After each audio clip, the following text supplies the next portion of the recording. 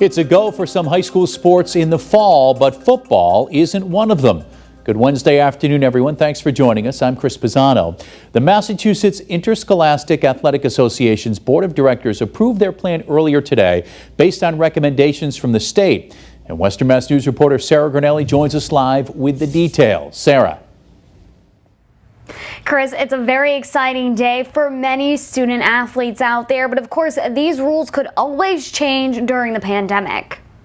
The COVID-19 pandemic has created many challenges across the globe and in Massachusetts. One major obstacle is how students can play sports safely. The sports that have been designated into the different seasons do need to comply with the EEA and DESI guidelines. It's certainly not going to be the sport that we are used to seeing. There will be modifications that will need to be made. The Massachusetts Interscholastic Athletic Association Board of Directors approved the recommendations from the Department of Elementary and Secondary Education and the MIAA COVID-19 Task Force on Wednesday. This allows for moderate-risk sports to be played during the fall. This is the full list, including golf and soccer. But high-risk sports, football, cheerleading, and unified basketball will be pushed to what's being called Fall Sports 2 or a floating season. However, Tara Bennett, Director of Communications for the MIAA, tells Western Mass News those high-risk sports can still go forward with practices in the fall with safety precautions.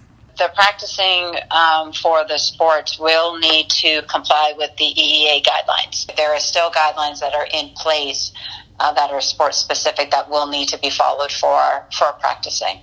Obviously no sharing of water bottles, the touching of equipment, the hands-on activities, so on and so forth. So all of those guidelines still need to fall into place, even for the practicing.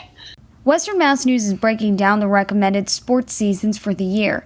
You can see fall sports starting on September 18th, while fall sports 2 starts on February 22nd.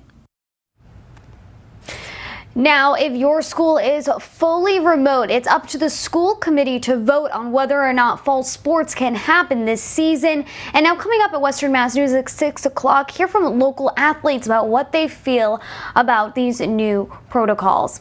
Working for Western Mass News, I'm Sarah Granelli.